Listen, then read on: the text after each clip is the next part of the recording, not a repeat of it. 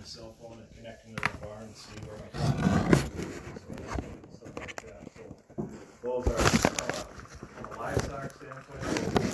And same with our dairy calves. We have some auto feeders in there where we can be able to log into that to make sure all the calves are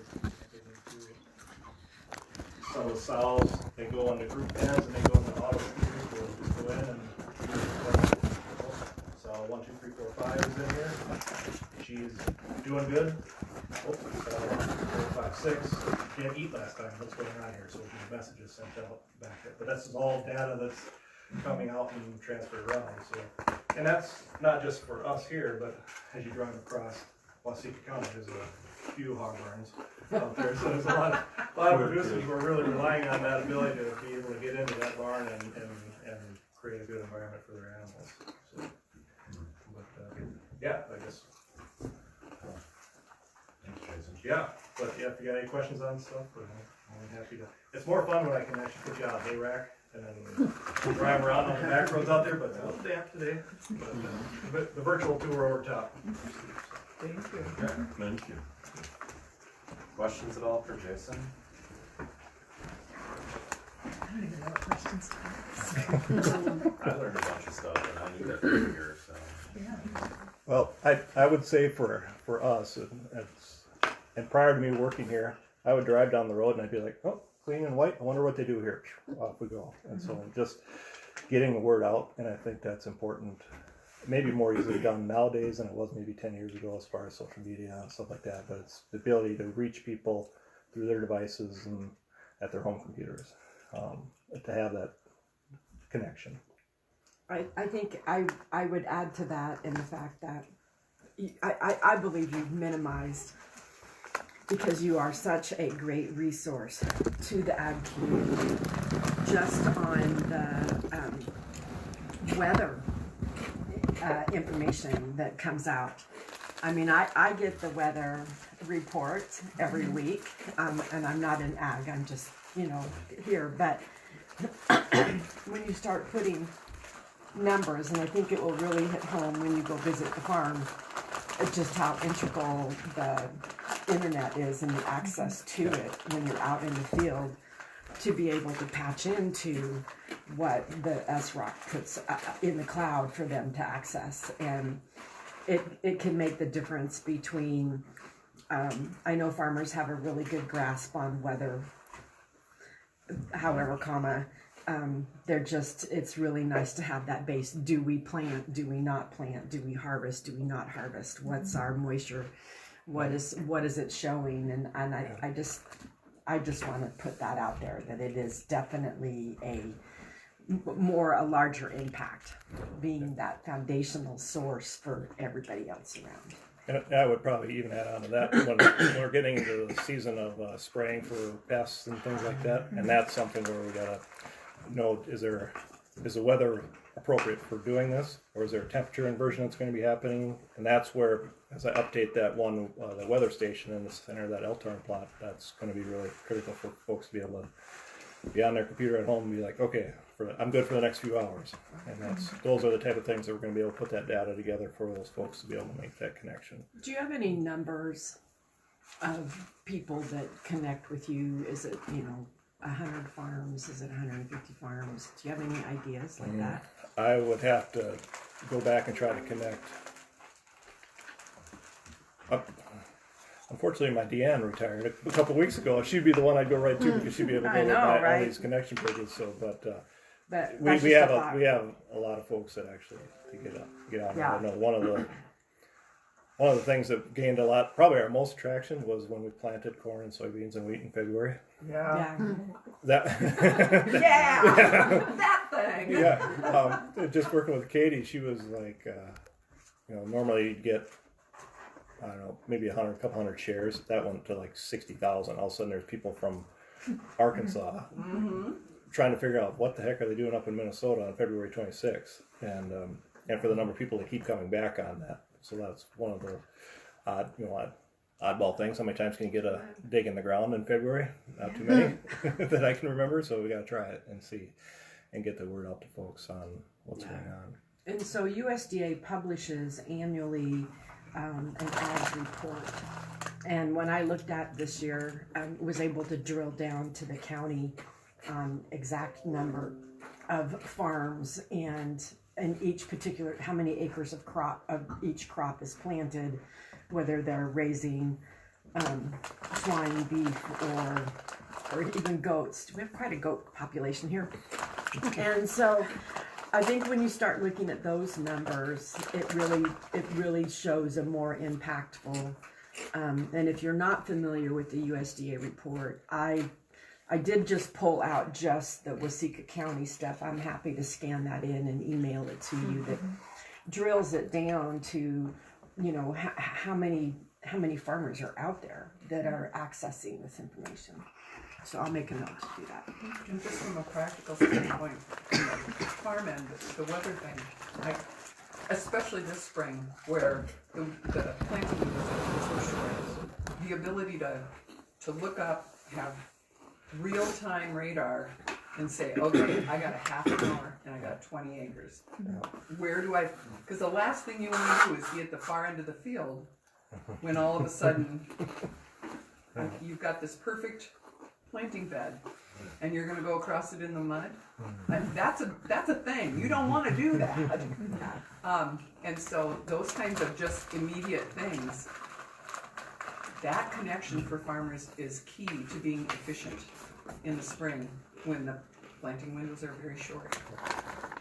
So we often hear in rural communities that inadequate or unavailable infrastructure for broadband is one of the biggest barriers. But what else can get in people's way when they're trying to access the data that you're making available?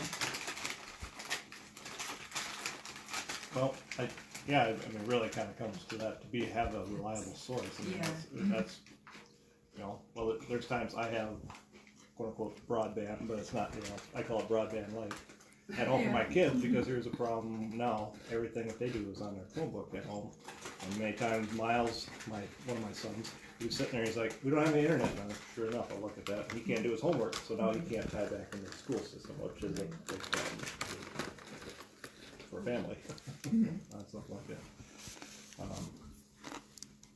But for me, it's just that reliability portion of it is, you know, and to be able, you know, not to when you have to upload things, to be able to upload the it bandwidth. Yeah. What's the speed? It's one thing to be connected, but it's sometimes the connection is so slow that it just takes a long time. I think what you said right at the beginning was very cogent in terms of dispelling the notion that, well, the person just sits in a tractor all day and that's what's farming. Yeah. And that's how the food gets on the table. Yeah. But what you're talking about is enormously complicated.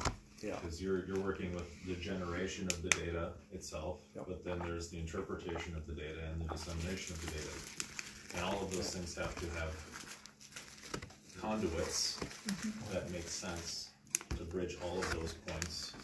Because what I know with the actual input process to the person who's studying the actual impacts of it, how does that make sense to me as the consumer? Like, what do I do with that information? Not just how it gets there, but the upskilling needed for me to be able to even know, what does this mean, or why is this valuable?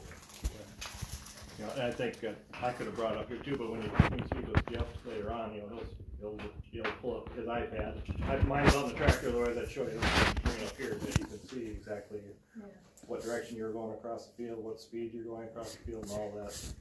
Now you can sit down and be able to analyze it at your desk to make those management decisions. I use it in the fall quite often because I'm looking to see real time. Did this hybrid outperform this one? So now where do I shift management practices to that? I don't have that. If I can't get that data to my computer at my desk, then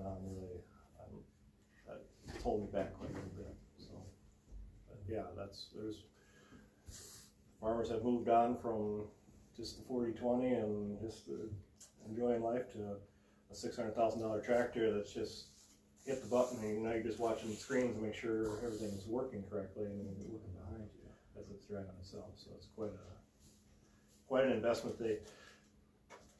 You know, if you have a $600,000 tractor, you want that thing rolling forward, and if all of a sudden it's not working, I need to get a hold of and be able to say, okay, I need to get this information that's in this tractor over to kibble equipment in Owatonna, but I gotta get it there now, right now, And you because need they to gotta get be it able to there get from the in. middle of the field. Yeah, they gotta Not be. from, yeah. My husband is retired. He spends literally all spring and all fall just running with the stuff that has to go to the, you know, the parts that have to be picked up, the things that have to be picked up. The data piece of that on machines that complicated, it's not like you can pick that up and take it there. You can't. If you don't have connection, there's no way to get it there. Yeah, a few years ago, I was talking to a gentleman, older, well-retired gentleman. He said the first wrench we grab is this one right here when it comes to fixing the tractor. So you gotta get on this and talk to somebody and get that data. To them so they can keep it moving. Otherwise, that 20 minutes goes by pretty quick when you're looking at the storm cloud roll. Absolutely.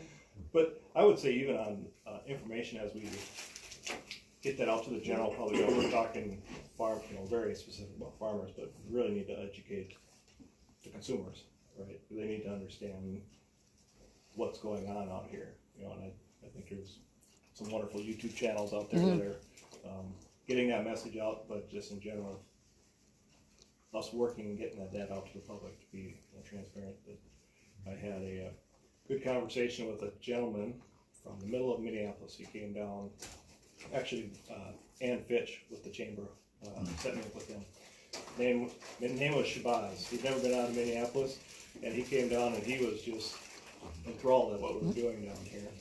And so we connected, you know, things like that. He's riding around a tractor, and he was just thought it was the best thing that we had going on out here. Now, the one thing that I did ask him as we were driving around, I said, when I say farming, what do you think? He was a little hesitant. I was like, you think we're out here trying to do nefarious things to poison you? Well, sometimes you hear it on, the news, if it's not spun right, but if we can get the data out, information out to them correctly to understand what we're doing, by the end of that fall, he was just excited about that. We kept the contact. He came down next spring to see how the crop went in the ground, and he was just, now he's telling all of his friends to come back. And so, me and Shabazz are good friends now. So, but it took that connection to get to him, to work with him. Yeah, thanks, Jason. And we can kind of segue, I think, into the FCI world. And so something that's been super helpful to me, community relations boards. And when I get to what I said earlier too, like there's this thing you drive by in Rock and you just kind of see it drive by and never really realize what's happening. That was very much FCI for me too. It's like, how many people in this community don't even yet realize that there is a federal prison in their backyard? There's a lot of them. But so I think it was the first CRB after things opened back up for COVID, and I can't remember what weekend it was, but going through that bus tour and the program, like that was fascinating. He's since moved twice. Really? Yes. Example. And that's part of the unique dynamic in your world too. But something I thought would be really helpful, just in hearing some of what you convey at those community relations forums, is kind of the overall approach and philosophy, I guess, of corrections in your world. Is, per your own admission, some of those meetings, it was something of an adjustment for staff in your approach to that. Yeah. But I've been impressed with a lot of the educational elements, especially that are happening there. But take it away. Thank you, Michael, and again, thanks, Commissioner, for the invite, appreciate it. So, a couple different things, and one I'd like to tie into broadband in a moment for just resources, not for us, but what our population can possibly give back to the community of Minnesota. With regard to philosophies within the field of corrections, originally the term penitentiary comes from the meaning of to do penance. That's where penitentiary comes from, you're doing penance. And the now prevailing thought within corrections, whether it be at the federal level or what I've seen at the state level, Faribault, Shakopee, other places, is much more of a not necessarily rehabilitative, but more of an opportunistic chance. When you get sentenced to prison, that in and of itself is the punishment. Taking away the ability of you to spend time with your loved ones, that's pretty harsh. That in and of itself is a punishment. Now we have to start to examine, what are we then going to do with your time while you're here? Just putting you in a building and not letting you tuck your kids in at night, not letting you make it to a graduation, that doesn't help. It makes you think about, hey, do I really want to do this again? What if we gave you something to help you make that decision? Education, resources, things like that. Waseca, over the last 2 years, has implemented a ton of programs. We had, for the Federal Bureau of Prisons, the first graduating class from our doula program. At first, I had no idea what that was. I heard I was getting a doula program. I'm like, that's awesome, because the hitch fell off. It was so old on their old dually. I need it. The toe stuff. Let's go. And they just looked at me and they're like, you don't have a clue, do you, Siegel? I'm like, I'll take a new truck. Yeah, sure. And then I got to learn in this program. But I had no idea what the program was. And I went from not knowing what the program was to now being an advocate for the program. And we had the first group of individuals graduate from that. We've also started a CNA program at Waseca. We have different VOTECs. We have a horticulture program like you wouldn't believe. Any plant you see there, from seed was grown there. We have a cosmetology program. We have a this, we have a that, you name it, we have it. We've also now started branching into and I should say this, FCI Waseca is a female facility. I have 900 women, approximately 900 women there. We are starting to branch into non-gender stereotypical programs. Nothing against cosmetology. I love a cosmetology program. You might not think it, but I do. I think we have the ability, though, with the women we have, to show them a different way. Nothing wrong with having a chair. Nothing wrong with getting your license. Nothing wrong with having your business. There's more that we can do. There's more we can show them. And this is where I think, as we start to understand the desperate need of broadband within rural communities, be it Minnesota, South Dakota, wherever, and as was just spoken to, the true reliance on broadband for, the farmers in our community who eventually get us the food we put on our table.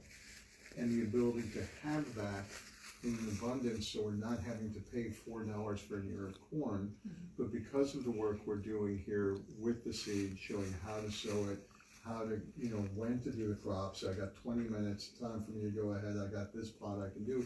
All that we're learning from broadband. You had mentioned infrastructure. This is where I think we haven't tapped a resource we have at our disposal. And our disposal is the willingness of my population to learn. My population wants to program. My population wants to be able to get back out on the streets, possibly play a little piano. But besides that, they want to get back on the streets having a skill set they didn't have when they came in. They understand that we've taken away their ability to be with their family. But now what are we doing to help them not get away from their family again? Sure, we have CNA programs. Yes, I have Cosmo. Yes, I have doula. We also have DOL, Department of Labor, certified apprenticeship programs in electrical. I have, you want to go ahead and work heavy up, so you want to go ahead and have your linemen? Well, I have line women who are learning how to do that. It's all there. But with regards to broadband, imagine if one of the companies that get contracted out to the state to start putting in the broadband, what if they had a developmental program to teach individuals how to do the installation, how to lay the line, how to do all this. And they have a ready audience at FCI Waseca that the women there would just like climb over each other, get on a wait list to get into that. My guess is if you are installing broadband in rural communities, whether it be setting up the stations, laying the line, or doing any of that, I'm guessing that's paying more than $3.95 an hour. And if we then are able to provide the women in my care and custody, Miss Nessa's care and custody, the opportunity to have a decent living wage, where they don't have to fall back on certain things that weren't really the best decisions, yet it was the only decision they could make at that time to support the people around them. I'm sure they would much rather be tired working 40 hours plus overtime, running infrastructure throughout the state of Minnesota in our rural communities, than they would be in some of the activities they were involved in before. It just comes down to that hard part then of developing programs. I from day to day don't know what I'm doing unless Miss Hess is telling me, hey Siegel, we're going here, we're going there, this is what we're doing. If you're looking at me to develop a program for this population, we're out of luck and we're gonna go back to carrier pigeons. That's really what we're going to have. It is though that partnership that we can have with businesses and developers to start apprenticeship programs or things like that could really help out. Then that helps out the state of Minnesota in a bunch of different ways, because all different departments are getting involved. Whether it be the education aspect for the state of Minnesota and developing programs, certification and licensing boards with how people get certified on becoming installers, and are they licensed and are they reviewed on how to do that. Your department then with the implementation of broadband in these areas, all these different departments can come together just by tapping into this one resource, which is people who want to learn and people who want to have a job. An underserved population, and again, we're focusing on a non-gender stereotyped viewpoint. It's hard enough finding people to work anywhere right now.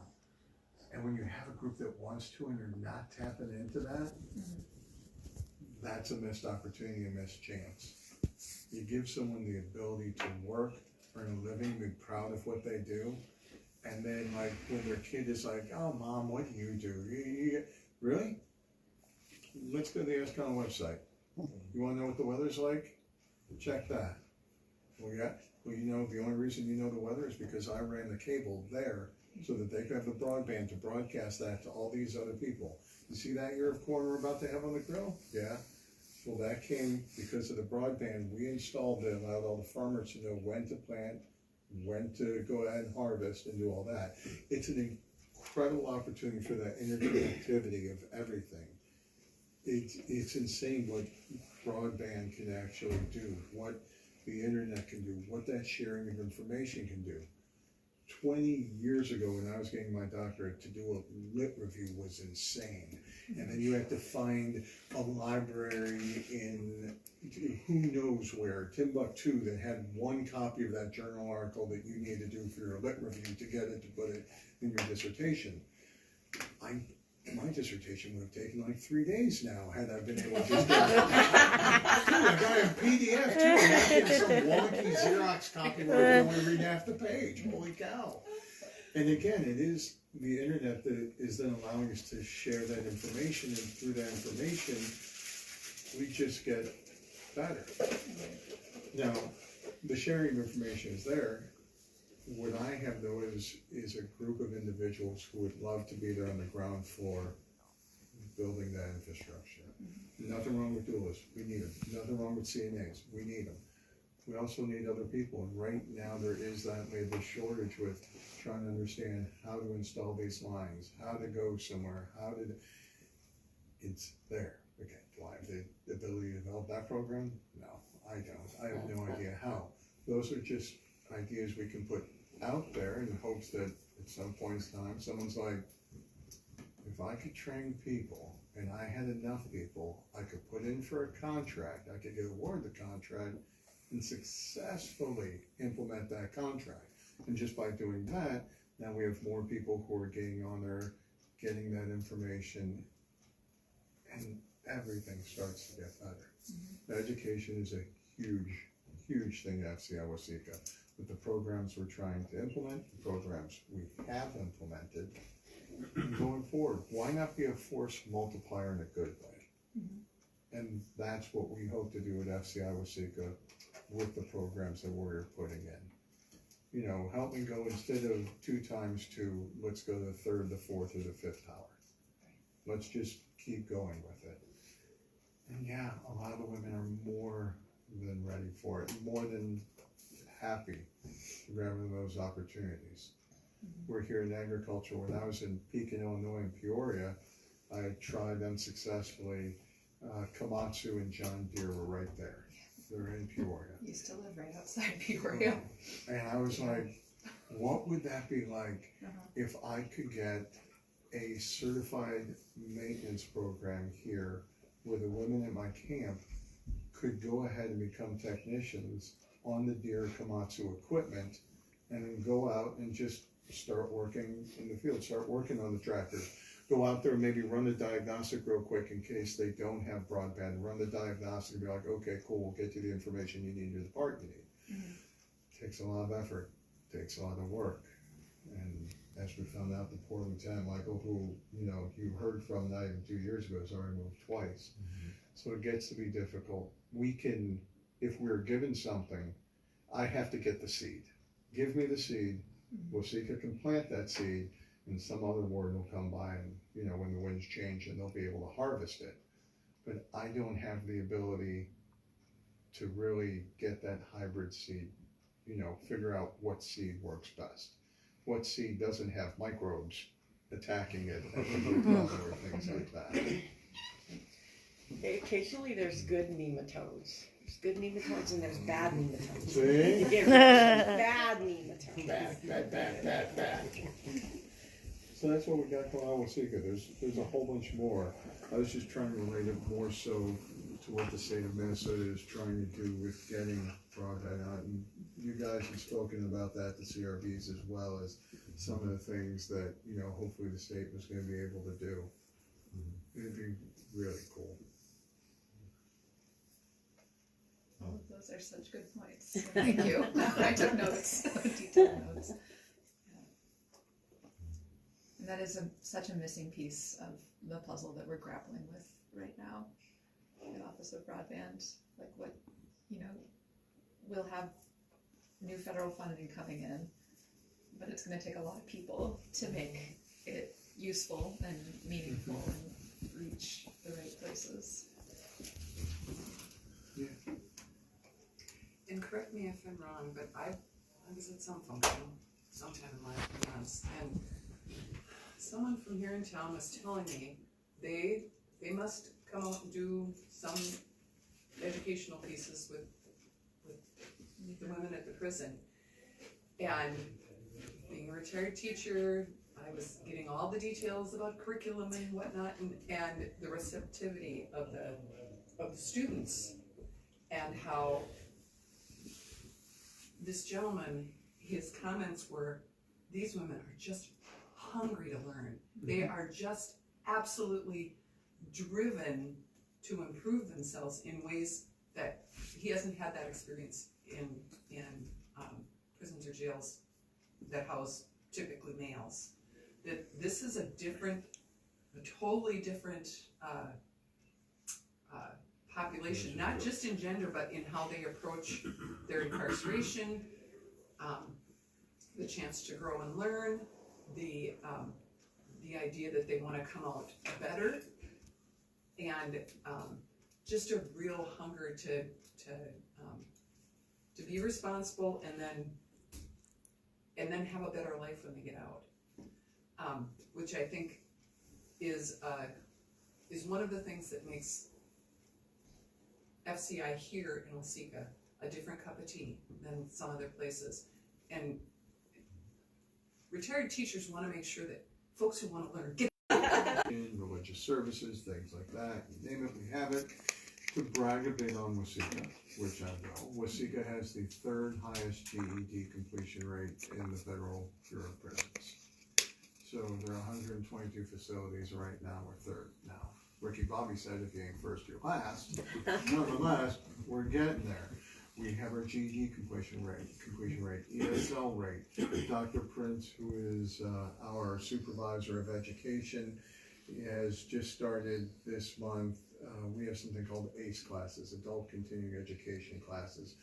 And along with everyone taking classes or working, she's developed what we'll call distance learning method, where we will have dedicated televisions throughout the housing units show a specific class all week long. So you come in the week before, you take a pre-test throughout the week. Like, okay, let's say you have your job in the kitchen during the daytime. All right, in the afternoon you want to go recreation and I don't know why, exercise, but maybe you want to exercise. If anyone doesn't want their cookie, I'll take it. But then at nighttime you're sitting there like, what should I do? Well, guess what? You worked in there in daytime, you took care of yourself physically as well. Now at nighttime, if you want to, head over here to TV, watch the class, and at the end of the week, you can go ahead and take it. So we continue to try to find different ways to provide education to our population. Yet it is true, I'll speak to Waseca, I won't speak to the other institutions.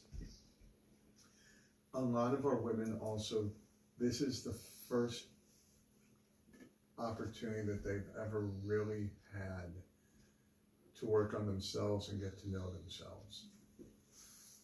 In the streets or in the community, they were taking care of the kids, they were taking care of multiple generations within their family, doing a whole bunch of stuff. And they didn't necessarily have the time to go to night school. They didn't have the time even to take care of themselves physically and going to doctor appointments or anything like that. And this is their first, for some of them, experience with it. And that's scary. Anytime you have to spend time by yourself and get to know yourself, that's when all those thoughts come in your head of like, oh, why did I ever do that? Oh, that was dumb. Oh, that. And getting folks past the initial stages of that negative self-talk to start to become understanding of who they are, a semblance of understanding resilience, understanding their potential, getting away from some of those other things and realizing the same way when you guys get on a plane, the flight attendant will tell you, hey, guess what? In case of emergency, masks drop from the ceiling. You don't put it on your kids, you don't put it on your Mima over here, you put it on yourself first. And once you're okay, you work your way out. And I think to what you spoke about with a lot of our population having that desire, that need, that want, they're starting to understand that if they take care of themselves, exponentially things get better. They do, they start to get better. Talk to anyone in this room who has a kid. At some point in time, you will eventually have that realization that I am someone other than mom, mommy, mom, mama, mom. Yeah, like, I used to be somebody. Like, before you came around, kid, I had a life, I went to school, you know, I used to actually get dressed up every once in a while. And eventually you learn how to find that balance, and then your skills as a parent or as, you know, a partner to someone actually improve because you're starting to focus on yourself again. And that's where a lot of our population is. So thank you again for that. And yes, I like that we have contractors come in and volunteers come in. I'm just Well, they're blown out of the water by the desire of the population to improve themselves. And wouldn't it be great if we were all kind of community with? So if you want to drop a little hint out to your folks over in education, like, guys ever came up with a VOTEC, like a vocational program on how to do this, there's a joint that'd be more than welcome. Okay, and even if not federally, if they want to look at, Shakopee, Stillwater, the other places around, the state places, that too is that untapped market. Now, is everyone gonna wanna be in the program? No. In the same way, do I like it when people are on their phones texting and driving? I'm like, you're in a missile right now, driving 70 miles an hour down 14, and you think it's more important to look at a video of a kitty cat. Like, no. Yet 98% of the drivers out there are on point going distracted driving. No, it's okay, the phone can be there. Same thing too with my population. I have some folks who, for Chaska and Declement, they talk about the stages of change. Some folks aren't at the pre-contemplative stage yet. They're still in their own world. Yet we do have enough people out there that I feel we're letting go by the wayside just because of a poor decision. We really don't have sociopaths. You know, do you have some? Yes. Most of the people, they made a poor decision. And that poor decision was probably made because that skill set wasn't there for them to be able to make a better decision. So, let's try to figure out how to help them make better choices. Different topic, but we need to have another conversation about the workforce development center and, Well, and bring the in. same. Yeah. Yeah. I'm looking at our clock, I'm going, when I get to a farm. Yeah, you guys go.